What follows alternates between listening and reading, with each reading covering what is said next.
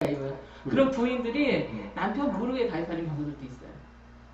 그러면 그럼 남편을 혹시 죽여버리고 그리고 보험금을 받을 목적으로 보험계약을 체결한 거 아니에요? 그런 상상이 가능하죠. 그런 상상이 가능한 거죠. 일상적으로 그렇진 않겠지만. 그러니까 혹시 그런 건들이 아닐까라는 의심을 순수하게 계약을 체결하시는 분들까지도 다 포함을 시켜서 전체 보험 계약에 대한 사항을 보험회사로부터 정보를 제공을 받아서 보험사기 인지 시스템 안에다가 수집을 합니다. 일종의 그게 요시찰 인물이 되네요. 그렇죠. 그러니까 모든 계약자를 대상으로 하는 거예요. 그러니까 네, 그리고 그러니까 보험 계약이라는 건 내가 선택을 해서 할 수 있지만 그렇죠. 보험회사와 보험금과 관련해서 분쟁을 할 때는 내가 선택한 계약이 아니고 그 가해자가 선택한 보험회사하고 싸워야 될 경우도 있어요. 좀 어려운데. 보험금과 관련해서 보험회사하고 이제 분쟁을 해요. 네네.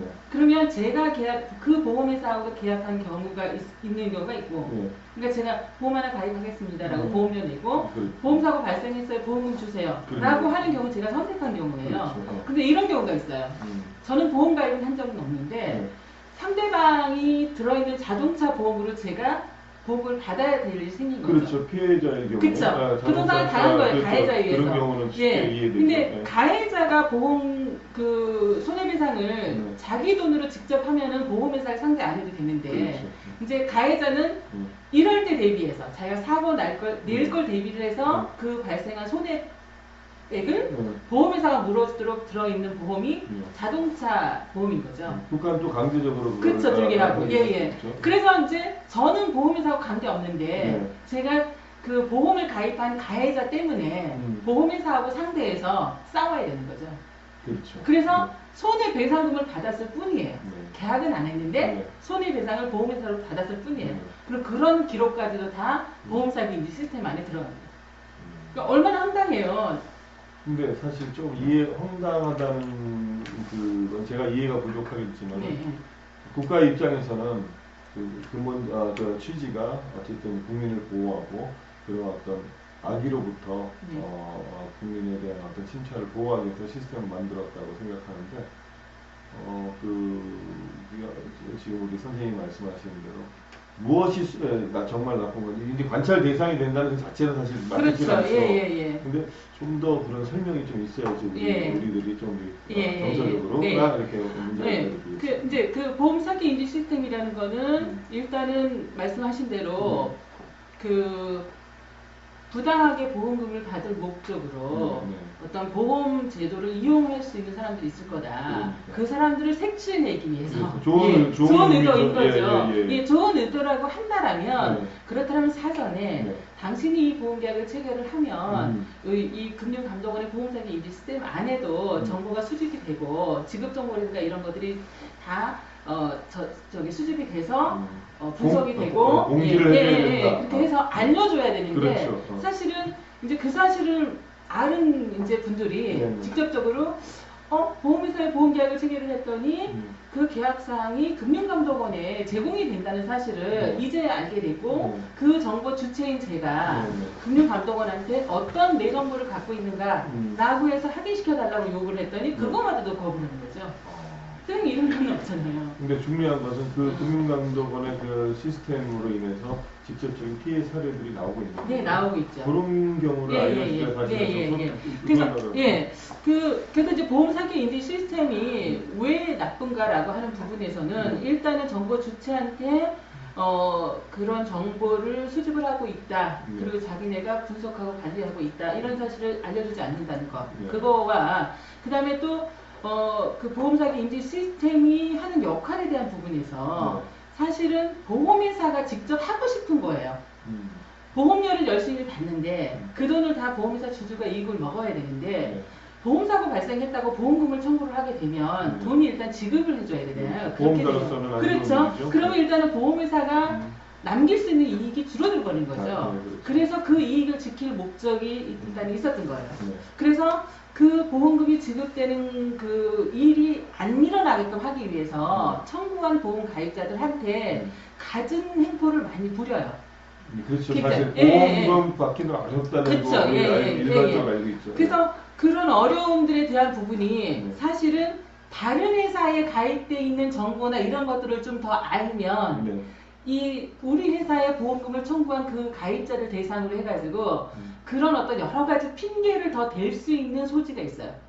그러니까 무슨 얘기냐면 우리 회사에는 가입을 한 건을 해서 이번 보험금으로 하루에 10만 원이 나가는데 다른 회사에도 또 있지 않을까? 다른 회사 또 10만 원 나오는 게 있고 그다음 또 다른 회사에도 뭐 10만 원 나오고 소비자 입장에서 그래서 보험 이용자 입장에서 보면 그러면 보험 이용자 입장에서 보면은 하루에 우리 회사는 10만 원이 나가지만 다 합치면은 30만 원이 나가는 거예요. 그러면 그렇죠. 그러면 하루에 30만 원 그러니까 이번 하루만 하면 30만 원의 보험금이 나오니까 굳이 일할 필요가 없잖아요. 그러니까 입원하지 안 해도 되는데 보험금을 이번 보험금 30만 원씩 받아 먹으려고 그냥 입원을 한다는 거죠. 또는 입원한 것처럼 꾸며갖고 가짜로 그러니까 말하자면 뭐 언론에서 나이롱 환자 뭐 이렇게 얘기를 하죠. 그런데 실제 그러면은 그 사람들이 나이롱 환자냐 라고 했을 때 그러면 나이롱 환자를 가려낼 수 있는 방법은 없는가 라고 했을 때 우리나라는 국민건강보험제도라는 게 있잖아요. 그래서 국민건강보험에서 또 보험금을 주려고 하면 그 국민건강보험 공단에서 그 의료비를 지급을 할 때 사전에 심사하는 곳이 있어요. 의사가 의료비를 청구를 했을 때 국민건강보험공단에서 지급을 해야 될 대상인지 아닌지를 심사하는 기구가 하나가 있는데 거기가 건강보험심사평가원이에요. 그러니까 건강보험심사평가원도 의사가 입원 치료해준 그 기간만큼에 대해서 부정하게 했느냐 안 했느냐를 이미 심사를 다 하고 있어요. 그리고 그 심사 결과에 따른 어떤 그런 보험금들을 사실상 보험 이용자들도 영리보험회사에다 청구를 해서 받는 거예요. 그리고 영리보험회사도 그냥 주는 게 아니고 나름대로 다 심사를 다 하는 거예요. 하는데 그게 정상이라는 거를 대충은 알아요. 합법적인 절차라는 거 다 알아요. 그러니까 예를 들어서 이런 경우는 불법인 거죠. 환자가 입원도 안 했어요. 근데 주민등록번호만 있으면 돼요. 그리고 의사는 입원 시켜준 것처럼 서류상 꾸며요. 그리고 너는 영리보험회사에서 보험금을 청구하라고 입주한 확인서를 발급을 해줘요. 그러니까 가짜인 거죠, 서류가. 위조가 되거나. 아니면 의사는 정상적으로 발급을 해줬는데 입원 기간을 10일로 해놓은 거를 한 20일로 이렇게 길게 좀 이렇게 늘리거나 하면 그 가입자가 이거를 위변조항거가 되는 거죠. 그래서 이런 부분은 범법 행위가 돼요. 범죄 행위가 되기 때문에 당연히 보험금을 안 주는 건 당연한 거고 형벌이나 이런 걸로 처벌해야 되는 게 맞는 거죠. 근데 이런 것들이 아닌 단지 보험금이 많이 나갔다, 오랜 기간 나갔다, 뭐 이런 식의 어떤 핑계를 대가면서 이유를 아까 보험금이 자기가 벌어서 실제 벌어서 수입이 있는 것보다 보험금을 받아 먹는 게 더 이익이다. 이런 것들 때문에 보험금을 노리고 입원하지 않아도 되는데 입원해서 보험금을 청구하고 이런 행위들을 많이 한다. 이렇게 이제 주장들을 많이 하는 거예요.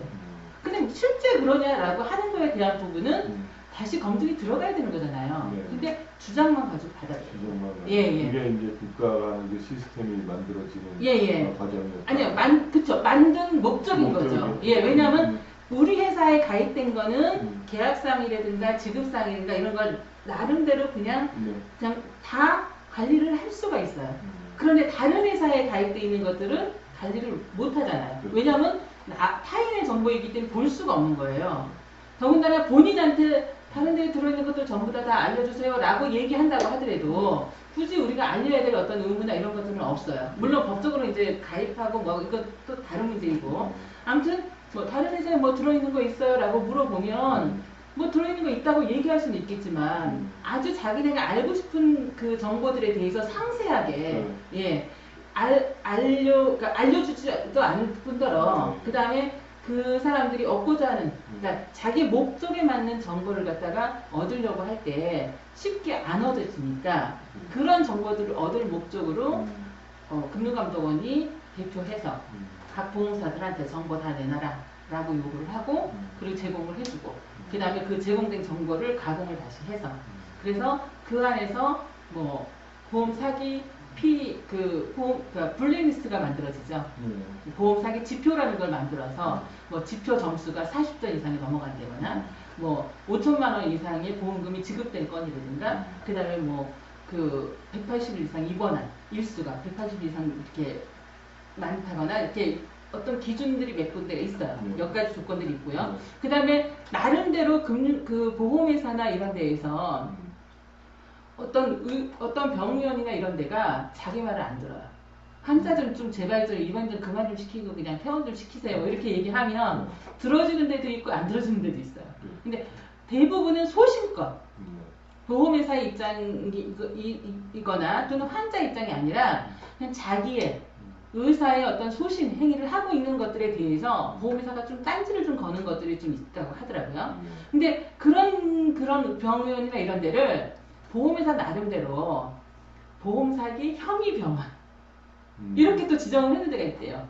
공개는 안 하지만 그리고 의심만 간다고 어떤 증거도 없이 물론 이제 뭐 예시는 좀 그러니까 실제 사례를 들이밀 수는 있겠죠. 근데 전체 건에 비하면 거의 없다시피 할 정도의 그런 사례를 들이밀고 그 다음에 또 한 곳이 이제 그 자동차 교통사고 당했을 때 차량 정비하는 곳 있잖아요. 정비사업자들. 그러니까 정비사업자들 같은 경우에도 뭐 언론에서 다루기는 굉장히 많은 사람들이 접한 정보는 뭐냐면 과잉 정비를 한다.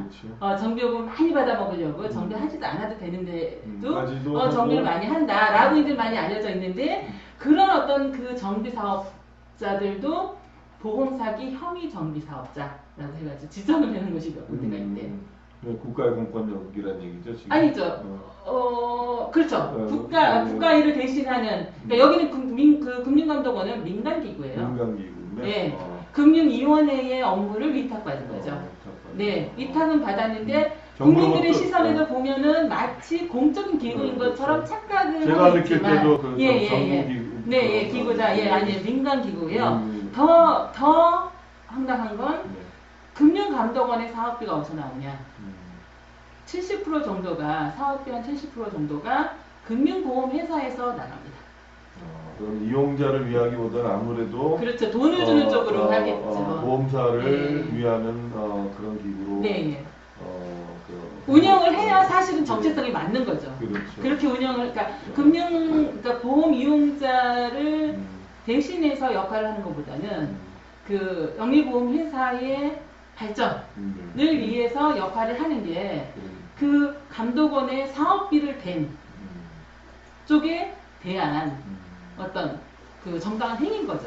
근데 보험 이용자들은 그걸 착각하고 있죠. 그렇죠. 모든 국민의 복리라든지 이런 것을 일조하기 위해서 정부기구가 출연한 그런 기구라고. 그렇죠. 출연은 했대. 실제 사업비의 상당 부분을 그 금융보험회사나 이런 데에서 받고 있어서 국가적인 보험사들이 결국은 국가가 국민 전체의 이득과 복리증진을 위한다기보다는 일부 보험사들의 이윤 추구를 위해서 앞장서는 꼴이 그렇죠. 그러니까 사실은 그것도 맞는 얘기가 금융보험회사의 발전 산업발전이라고 하는 부분은 허울이 좋은 얘기가 그 명분 자체가 뭐냐면 그 해당되는 업자들의 이익이 커지느냐 낮아지느냐 그 다음에 그냥 있느냐에 따라서 달라지는 거잖아요. 그걸 위해서는 그렇죠. 이용자의 사생활 침해까지도 충분히 저희 사생활 침해까지도 될 수 있고 그래서 그런 곳이에요. 금융감독원이. 그러다 보니까 그 영리보험사 자체적으로 할 수 없는 그런 일을 금융감독원이 대신 해준다고 보는 거죠. 그러면서 정보 주체인 가입자들한테는 알리지도 않고 또 정보를 요구하고 있는 것도 묵살하고 그건 안 해줘도 된다라는 쪽으로 이제 답을 하면서 보험사기 인지 시스템을 운영하고 있는데 그 보험사기 인지 시스템 안에서 그렇다면 그 정보가 정말로 진짜 정보여서 그래서 법적으로 이용을 해도 문제가 없는가라고 했을 때 실제 법원에서 이제 그 형사적인 사건을 다룰 때에 금융감독원이나 이런 데다가 이제 자료 요구를 합니다. 그 검사나 이런 사람들이 이제 그 자료요구를 할 거 아니에요. 그러면 그러니까 범죄 일람표 이런 게 만들어져요. 어느 순간 예, 이용자가 자기도 모르게 자기도 모르게 이제는 선한 의지를 갖고 있었어도 그렇죠. 그러니까 선한 의지였고 지금까지 수년 동안 또는 십몇 년 동안 20몇 년 동안 당연히 주는 보험금을 차각차각 받아온 것 뿐인데 그때마다 정당하다, 합당하다고 하는 것들을 어떤 약관이라든가 법률이라든가 이런 거 이배됨이 없이 받아왔다고 생각을 했는데 당연히 또 그런 것 때문에 보험을 그런 것 때문에 그래서 받아왔다고 생각을 했는데 오늘 갑자기 보험회사 쪽에서 보험금을 이제 더 이상 줄 수가 없다라고 얘기를 하면서 보험 계약 좀 해지 좀 하자 뭐 이런 말부터 이제 시작을 하는 거죠. 너 왜 계약을 해지하냐? 나 앞으로는 계속 아프고 이렇게 해서 병원 갈 일도 더 많고 해가지고 보험금도 더 받을 일이 더 생길 텐데 왜 해지하냐? 그럼 부당하다라고 해서 이제 좀 이렇게 맞짱을 뜨려고 하잖아요. 그렇죠. 그러면 자신감도 있을 테고 그 순간까지 당연히 네. 그 주체가 그렇죠. 옳은 보통은 이제 그러잖아요. 민사 사건이거든요. 네. 보험 계약에서 보험금과 관련한 것들은 민사 사건이기 때문에 형사에서는 개입을 잘 안 하려고 해요. 실제로 가입자 입장에서 보험금을 보험회사에 청구를 했는데 계속 지급을 안 하고 있는 거예요. 그래서 이거는 왜 내가 정당하게 보험금을 청구를 한 거고 그 다음에 그것을 확인을 해서 나한테 보험금을 지급을 해야 되는데 보험회사 쪽에서 계속 미루면서 지급도 안 하고 이러고 있는 건데 이건 사기 아닙니까? 라고 묻잖아요. 보험회사 쪽에서 그러니까 금융감독원 쪽에서 뭐라고 얘기하냐면 그건 그냥 민원이야. 이렇게 답을 하거든요. 사기냐고 물었는데 민원이라고 답을 하는 이유는 뭐냐면 이 보험 계약과 관련해서 일어나는 분쟁은 민사 사건이지 형사가 아니라는 거죠. 그래서 그냥 합의해라. 라는 얘기거든요. 예, 쌍둥이 합의를 했거나 해서 엄마나게 끝내라. 이 말이거든요. 그래서 그런데 계속 이제 보험 이용자를 상대로 해서 보험회사가 계속 사기를 치고 하는 거에 대해서 이제 우리가 어떤 경찰이나 검찰이나 이런 데다가 이제 고발이나 뭐 진정이나 뭐 고소나 이런 거 할 거 아닙니까? 그러면 이거는 접수조차도 안 돼요. 보험권에 대해서. 네, 보험회사가 보험 이용자를 상대로 해서 사기치는 거 아니냐라고 하는 의심건들에 대해서. 예. 그런데 반대로 보험회사가 이제 보험 이용자를 대상으로 해서 저 가입자는 보험회사를 대상으로 해서 사기를 친다고 의심이 간다. 그러니 수사 좀 해주라. 라고 하는 걸로 진정의 형태로 또 냅니다. 부정수급을 하는 의도가 타고나다. 몇 가지 이유를 막 대죠.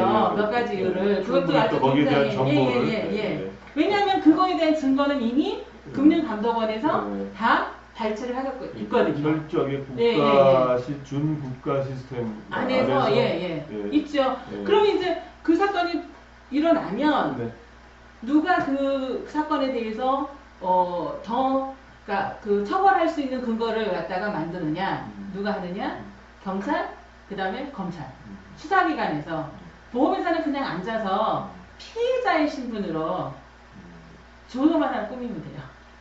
그럼 요즘 흔히 하는 얘기로 검찰은 이 권력의 신여, 권력의 좀 뭐랄까 그것뿐만 아니라 사적인 보험사의 영리보험회사 주주의 이익을 위해서 정부에서 국민이 주는 세금을 가지고 월급을 받잖아요. 그렇죠? 공무원들이잖아요. 그런데 그 공무원들은 영리보험사에서 비용 드리는 거 있나요?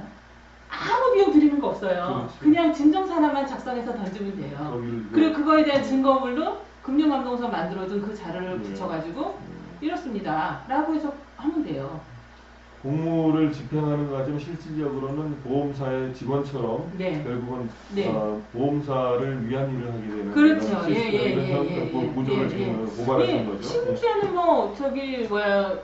그 국민건강보험공단이나 뭐 이런 데에서 해야 될 역할이나 이런 것들 또는 마치 자기가 경찰인 것처럼 막 이렇게 해가지고 수술실에까지 들어가서 막 이렇게 심사한다고 해가지고 언론에서 나오기도 하고 막 문제 잡고 그랬었거든요. 그러니까 사칭까지 하는 거죠. 마치 자기 보험회사 직원인데 뭐 그 경찰이라든가 국민건강보험공단의 직원인 것처럼 행세를 하고 하면서 의사들이 한 어떤 수술행위나 뭐 이런 것까지도 전부 다 자기네가 막 다 들춰보고 이런 행위. 그런 경우가 드러날 경우에도 거의 처벌받거나 거기에 대한 제재를 받은 경우는 거의 없다고 봅니다. 예, 강력하게. 그러니까 그 결과물에 대한 것들은 언론에서 발생했을 때 잠깐 다루고 그 다음번에는 문제 삼거나 드러내놓고 결과가 이렇다라고 얘기하는 그런 것들을 저는 보지를 못했거든요. 예. 그런 말씀을 지금 해주신 말씀이 일반적으로 행해지는 거지만은 일반 이용자들한테는 잘 안 알렸던 그렇죠. 어떤 까닭 사실은 예. 그 보험사의 이득을 위해서 이런 사실을 알게 되면 사실은 보험가에 대해서 다시 한번 격정하게 되고 멈칫하게 되니까 그거 자체. 그래서 보험을 가입을 하려고 마음을 먹었다면 저는 혹시 과거에 보험 가입하신 게 있으십니까? 또는 보험회사로부터 교통사고나 이런 걸 당해서 보험회사로부터 보험금을 받아본 일이 있으십니까? 그리고 이제는 보험이 필요하다고 생각이 되어서 보험 계약을 좀 하나 해보려고 생각을 하십니까? 라고 하신다면 금융감독원에다 한번 물어보라는 거예요. 문서로. 뭐를 물어봐요? 문서로. 보험사기 인지 시스템에 혹시 내 주민등록번호로 저장된, 수집되어 저장된 어떤 보험 계약 사항이나 보험금 지급 사항이나 이런 정보들이 있는지 있다면 그에 대한 정보들을 아주 상세하게 일체의 모든 정보, 그러니까 금융감독원에서 보유하고 있는 일체의 그 나에 대한 정보들을 공개하라. 나한테 보내주라. 요구하는 문서를 한번 보내보시는 거죠. 그럼 그 문서에 대해서 답을 다양하게 아마 할 수 있을 거예요. 그러니까 여러 사람이 보내더라도 답은 똑같을 거예요. 한번 모아보자는 거예요. 뭐라고 대답을 하는지. 그래서 그 답에 따라서 이제 다시 또 재반론을 할 수가 있겠죠, 금감원에. 금융감독원 너는 왜 내 정보를 내 허락도 없이 보험사로부터 제공을 받았냐. 그리고 언제 받았냐. 그리고 받은 목적이 뭐냐. 그리고 어떻게 활용을 지금까지 해왔냐. 라고 하는 부분들로 상세한 질문사항을 좀 담아가지고 보내면 금감원에서 뭐라고 답을 할까 하는 거예요. 그리고 그것이 잘못된 부분이 있음이 확인이 되면 그에 대해서 이제 고치도록 이렇게 해야 되는 거고. 그래서 그 보험 이용자의 시선이 금융감독원으로 다 쏠려버리면 금융감독원에서 하고자 하는 목적은 금융보험회사의 그러니까 그 영리보험회사 주주의 이익을 목적으로 했지만 실질적으로 그렇게 실행을 하는 거에 있어서 지금처럼 눈치 안 보고 했던 거를 이후에는 눈치 보면서 하거나 아니면 다른 목적으로 다시 우리가 인식하고 있는 선의의 목적으로 운영을 하든지 이렇게 하겠죠. 그걸 기대하고자 하는 거예요. 지금까지는 그러니까 말씀하신 걸 좀 이렇게 정리해 보자면 일종의 소비자 운동, 우리 선생님은 이제 이용자라고 보험의 경우에는 이용자인데 보험 이용자의 단체 뭐랄까 모여서 소비자 운동 차원에서 운동이 전무했다. 그렇죠. 거의 금융보험 쪽으로는 그런 금융보험 이용자의 권익을 가지고 요즘에 최근에 그런 말씀들 많이 하시더라고요. 국민 중심이라는. 국민 중심. 정부 중심이라든가 정치인 중심이 아니고 국민 중심에서 뭔가를 다 바라보고 해야 되는데 그게 아니었잖아요. 그렇죠. 그런데 금융보험 이용자 입장에서도 마찬가지예요. 금융보험 이용자 입장에서 금융보험을 받다면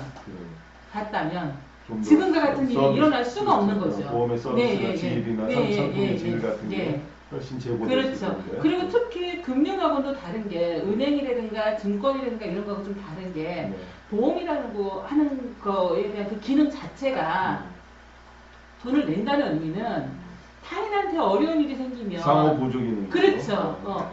제가 이제 상호구조라는 단어를 좀 안 쓰는 게 뭐냐면 그것도 좀 뭔가 잘못된 적용이었던 거예요. 그러니까 상호구조라는 건 이제 옛날에 농촌이나 막 이런 데에서 서로 계획 균형을 이런 거잖아요. 근데 어려울 때 서로 내가 어려울 때는 타인들이 날 좀 도와주고 또 타인들이 좀 어려우면 제가 좀 도와주고 이런 의미였는데 보험이라고 하는 기능을 가지고 이 영리보험사, 그러니까 주주의 이익이 목적인 주식회사 형태로 이렇게 운영이 되면 낸 돈이 대부분이 보험사 주주가 가져가는 거예요.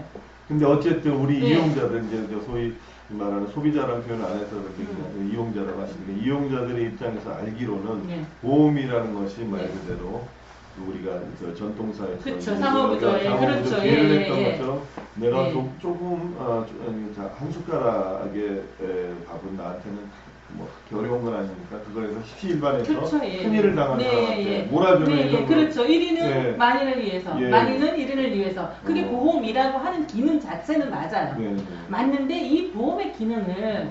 가입자들끼리 나누지 않고 그 중간에 누군가 예, 보험회사라고 하는 형태가 끼인 거죠. 근데 그 보험회사도 형태가 주주의 이익을 인정해주는 주식회사 형태가 있고 주주의 이익을 빼버린 상호회사 형태가 있어요. 네. 그 상호회사 형태의 보험사는 뭐 북유럽이나 그러니까 그 선진국이나 미국이나 일본이나 뭐 싱가포르나 이런 데가 다 있어요. 존재를 해요. 상호회사 형태의 보험회사가. 예. 보험 원래의 네, 원래 맞게 그렇죠. 하는. 가입자들을 위해서 네. 돈을 내고 받고 하는 가입자들을 위해서 중간에 그 돈을 그러니까 모아주고 그 다음에 지급해주고 하는 역할을 하는 보험자가 있어야 되는데 네. 그 보험자의 형태가 어떤 특정인의 이익을 위해서 운영이 되는 게 아니고 가입자들 모두에게 그 이득이 들었어요. 그렇죠. 가정의 예. 수수료나 이런 거는 그런 게 없이. 어. 예. 그러니까 무슨 얘기냐면 가입자들이 모여서 그 한 사람한테 보험금 1,000만 원을 주자라고 하면 그 사람이 10만 명이 모였어요. 그러면 10만이 얼마 내면 되죠? 1,000원 내면 되나요? 그래요. 숫자 계산이 숫자라고 나도 상상할 수 있겠죠. 예. 아주 예. 일단은 이렇게 모아서 한 사람한테 몰아주자라고 했는데 그 사람이 두 사람이 생겨버린 거죠. 그러면 10만이 두 배를 냈어야 되는데 못 낸 거잖아요. 그럼 부정상. 잠시 이해가 못 됐어요. 10만 명에서 네. 한 사람한테 사고자 한 사람한테 보험금 얼마를 주자라고 했을 때 그 한 사람만 사고가 일어나면은 10만 명이 모인 게 다 갈 거 아니에요? 문제가 발생한 그렇죠. 사람이 문제가 그 사람한테서 발생한 복수일 그렇죠. 경우에 그렇죠. 예. 예. 그러니까 무슨 얘기냐면 보험금이 지급되는 보험사고는 미래에 일어날 일이잖아요. 그렇죠. 그렇죠? 네. 그런데 보험료는 현재에 내야 되는 거예요. 그렇죠. 그 미래를 예측을 할 수가 없는 거예요. 딱 맞게. 네. 그래서 일단은 예정된 어떤 수대로 네. 보험료를 미리 냅니다. 그 다음에 결산을 해보니까 가입자들이 낸 보험료보다 많은 돈이 들어온 거예요. 그러면 지급된 거 빼놓고 나머지 돈에 대해서는 가입자들한테 다시 돌려주거나 그렇죠. 아니면 야 보험금을 좀 더 높여도 되겠어 라고 하면서 그 지급될 보험금을 좀 높인다거나 라고 정하는 것도 가입자들인 거죠. 그렇죠. 보험료를 내는 가입자들끼리 협동력 그렇죠. 협동력 형태. 그러니까 가입자가 주체가 되는 거죠. 그렇죠. 가입자가 주체가 돼서 그렇죠. 예. 보험료를 더 낼 거냐, 보험금을 더 줄 거냐, 어떻게 아니면 나눌 그렇죠. 것이냐. 예. 보험료를 다시 가져갈 거냐, 그렇죠. 다 가입자들이 모여서 결정을 하는 거예요. 그렇죠. 그런데 영리형이 들어오면 어떻게 이걸 뜯어먹을 그렇죠. 것인가. 그래서 가입자한테 줄 돈에 비해서 더 많은 보험료를 일단 받아요. 그리고 실제 집행을 해보니까 이게 남았어요. 그러면 나머지 차액을 보험사 주주가 그냥 다 먹는 거예요. 그게 보험산업의 발전이에요. 주주의 이익을 어설프게나마 우리 이용객들이 아는 건 그 정도까지는 이해하고 있으려고 봐요. 그리고 거꾸로 그러면 이익이 남을 때는 주주가 먹었는데 예측을 잘못해서 그게 더 나갈 수도 있잖아요. 가입자들이 낸 돈보다 더 많은 돈이 나갈 수도 있잖아요. 그럼 그 차익에 대한 부분은 주주의 손실로 털어야 되잖아요. 그렇죠. 그게 아니라 손해도 봐야 되죠. 그렇죠. 근데 가입자들한테 다시 보험료를 인상해서 더 내게 합니다. 근데 그 결정을 누가 하느냐? 보험사 주주가 하는 거죠. 예. 그렇기 때문에 보험회사의 형태는 절대적으로 영리형으로 유지가 되면 안 되는 거예요. 보험회사 주주들은 그걸 원하죠. 그리고 그 보험회사 주주들의 편에 서 있는 정부 관계자나 이런 사람들이 그런 역할들을 지금 해주고 있는 게 우리나라는 그게 너무 극심하다는 거예요. 다른 나라는 주식회사 형태나 상호회사 형태나 어떤 선택을 할 수 있는 뭔가 더 선택권이 부여가 돼 있는데 우리나라는 주식회사 형태로만 운영이 되다 보니까 보험 이용자들이 선택할 수 있는 방법이 없어요. 그러니까 보험회사가 영리형 보험회사들이 하는 행태들에 대해서 뭔가 제동을 또 걸어서 못하게 막는다든가 이런 걸 할 수가 없는 거예요. 선생님 말씀을 잠깐 좀 정리를 해보자면 결국은 우리가 생각하는 순수한 의미의 보험회사는 제3자가 개입해서는 안 됩니다. 그렇죠. 근데 현재 대한민국 안에서 이루어지는 보험회사, 주식회사 형태의 보험회사는 제3자가 이득을 취하기 때문에 네. 실질적인 보험금을 내는 사람과 보험료를 내는 사람이 보험료를 내는 사람과 수급을 받는 사람이 네. 이래저래 네. 뺏기고 그렇죠. 손해를 볼 수밖에 없는 거죠. 예, 양자한테다. 네. 아, 그래서 이제 그 금융감독원에서 그런 보험 사기 인지 시스템을 운영을 하는 그 과정에서 네. 일어나는 일 중에 하나가 뭐냐면 일단 보험 사기가 전 사회에 만연이 돼 있다. 전 사회에 만연이 돼 있다. 흉폭하고 강폭하다 막 하면서 정말로 보험금을 받는 그 사람들 중에 아주 극소수인데 그런 사람들이 마치 다수인 것처럼 그러면서 보험 사기 범죄는 없애야 된다. 예방을 해야 된다. 그러면서 금융감독원의 금융감독원의 존립의 뭘 만들기 위한 그렇죠. 그런 배경을 만들기 위한 그렇죠. 배경을 만든 거죠. 자기들이 할 일이 사실은 할 일이 없는데 선생님 말씀을 들어보면 지금의 형태로서의 금융감독원이 할 일은 없는데 할 일이 마치 있는 것처럼. 네. 그러니까 금융감독원의 역할은 뭐냐면 보험회사가 잘못이 있더라도 그 잘못으로 인한 그 손해를 보험 이용자들이 엄청나게 입는데도 불구하고 그 손해를 보험회사가 안 물어주는 쪽으로 뭔가 규정을 만들고 하는 역할이에요. 제가 봤던 금융감독원의 모습은 그 모습밖에 없어요. 그러니까 뭔가 굉장히 글로는 뭐 보도자료나 뭐 이런 것들을 통해서는 뭐 자료나 뭐 이런 것들을 통해서는 뭔가 산업 발전을 좀 해야 되고 그러니까 보험 이용자들 뭐 번익을 좀 보장을 좀 해줘야 되고 그러니까 보장이라는 단어를 안 쓰죠. 번익이라는 단어도 안 쓰고 그냥 그 보험 이용자 보호 뭐 이런 식의 단어를 쓰죠. 근데 그 보호라는 그 단어가 굉장히 위험한 게 뭐냐면요. 금융감독원에서 금융보험회사가 해야 될 일들을 이렇게 좀 설정을 해줘요. 요거는 좀 지켜라. 그리고 요거만 딱 지키면 어떤 손해를 보험 이용자들한테 입혀도 법적인 규제를 받지 않게끔 해주겠다. 이걸 약속을 하는 거예요. 그래서 그 법의 테두리를 만들어 놓고 보호를 해준다고 얘기를 하는 거예요. 갑질해서 슈퍼갑을 만드는. 그렇죠. 그러니까 그래서 저는 보호라는 단어를 굉장히 싫어합니다. 그 보호라는 단어는 우리 약자로 보고 내가 너를 위해서 뭔가를 좀 해줄게 라고 하는 건데 그 해주는 행위가 뭐냐면 그러니까 보험회사나 이런 쪽에 이익이 되는 것들을 우리한테 배제시켜버리는 거죠. 가입자들한테 그거는 보험회사 말이 맞아. 이런 식으로 나오는 거예요. 그러니까 하나의 예를 지금 들으면 혹시 들어보셨는지 모르겠어요. 자살보험도.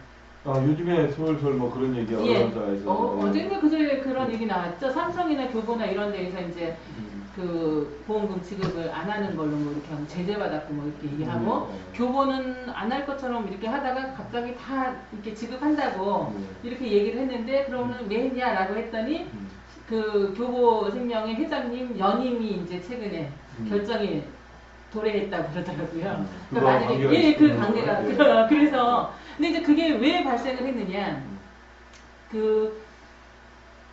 그러니까 보험회사에서 특히 생명보험회사에서 사망보험금을 주는 이유를 달아요. 어떤 보험금을 보험 약관에서 일반 사망보험금이라고 하는 단어가 쓰이는 걸 보면 이게 사망의 원인을 가리질 않아요. 그게 자살이든 재해든 그 다음에 질병이든. 그러니까 이 얘기는 뭐냐면 사망보험금 1억을 줄게 라고 했을 때 재해로 사망을 하면 1억 자살로 사망하면 1억 그 다음에 질병으로 사망하면 1억 이렇게 해서 세 종류의 보험을 가입을 시켜서 세 종류의 보험료를 내게 했는데 사람이 죽는 원인은 딱 하나밖에 없잖아요. 질병이 원인이 되고 재해가 원인이 돼서 두 가지 이유로 사망했다 이렇게 나오진 않잖아요. 뭔가 하나밖에 해당이 안 되는 거예요. 그러니까 3중 보험료 받고 하나만 지급하는 조건인데 이렇게 이제 가한 보험료를 받아요. 그런데 보험약관에 생명보험사의 보험약관에 뭐가 있었냐면 자살인 경우에는 계약하고 2년이 지나야지 사망보험금 지급 대상이 돼요. 그리고 그 2년 이후에 이제 그 자살을 하잖아요. 그러면 그 자살에 대한 거는 보험금을 재해가 원인이었을 때 지급하는 보험금을 주겠다라고 정한 거예요. 제 재해가 경우의 기준으로. 그렇죠. 재해 기준으로. 그러니까 예를 들어 일반 사망하면 1억을 준다. 네. 재해 사망을 하면 1억을 또 준다. 그러면 재해 사망일 때는 2억이잖아요. 네. 근데 보험회사에서는 자살인데 자살을 할 때는 2억을 준다고 약간에 정해놓고는 그걸 일반 사망보험금 1억만 주는 걸로 계산을 해버린 거죠. 아, 또 어렵네. 이해가 되는 듯 하면서도.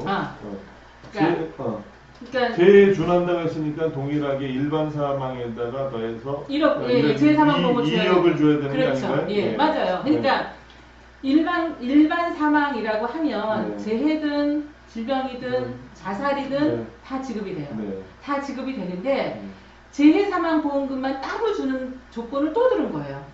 그렇죠? 그러면 이 일반 사망 보험금에다가 재해 사망 보험금을 추가해서 줘야 되는데 자살인 경우에는 약관에 분명히 재해 사망 보험금까지 추가해서 지급하겠습니다. 네. 라고 정해놓고 실제적으로 자살한 건에 대해서 보험금을 청구를 하니까 일반 사망 보험금만 지급을 하고 재해 사망 보험금은 지급을 거부한 거죠. 어떤 까닭이 그런 건가요? 그냥 우격 가지고? 까닭은 없고요. 처음에는 몰랐고요. 네. 그냥 주는 대로 받은 거예요. 근데 나중에 알고 봤더니 자살일 경우에는 재해사망보험금을 주는 걸로 약관에 정해져 있다는 걸 아는 거예요. 그래서 약관에 정한 대로 지급을 다시 해달라고 요구를 했더니 보험회사의 답변은 뭐였냐면 약관 실수 이런 거예요. 한 회사에서 약관을 갖다가 정해놓은 게 있었는데 자기네들은 그거를 따라쓰기 했을 뿐이라는 거예요. 그래서 내가 받은 보험료는 그 자살 같은 경우는 일반 사망 보험금을 지급하는 조건으로 보험료를 받았고 그래서 자기는 재해 사망 보험금을 추가적으로 지급할 의무가 없다라는 식으로 얘기를 하는 거죠. 어쨌든 약관은 없지만 약관을 실수라고 얘기하면서 지급을 거부했던 건인데 그게 재밌는 게 웃긴 게 뭐냐면 약관을 실수를 한 건 약관의 실수를 한 주체 측에서 그 약관의 실수를 책임져야 되는 거예요. 그렇죠. 당연하죠. 그렇게 책임을 져야 되는데 법적인 분위기는 그런 분위기가 쉽지 않아요. 우리나라 사법부. 우리나라 사법부 자체가 굉장히 영리보험회사한테 친화적이에요. 그런 게 상당히 많습니다. 거기서도 우리의 법은 상식과는 동떨어져 있는 거고요. 일반인의 상식적인 판단이 판단이 거기가 더 심합니다. 어쩌면 굉장히 큰 돈이 많이 걸려 있기 때문에 그래서 이제 소송을 통해서 약간 실수라는 것도 이제 법원에서 인정 안 하고 그러고 나서 이제 지급을 하라고 판결이 났는데 또 다른 소송을 통해서 이번에는 뭐라고 얘기를 하느냐면 그런 보험 약관들을 지급하고 싶은데 어쩌지?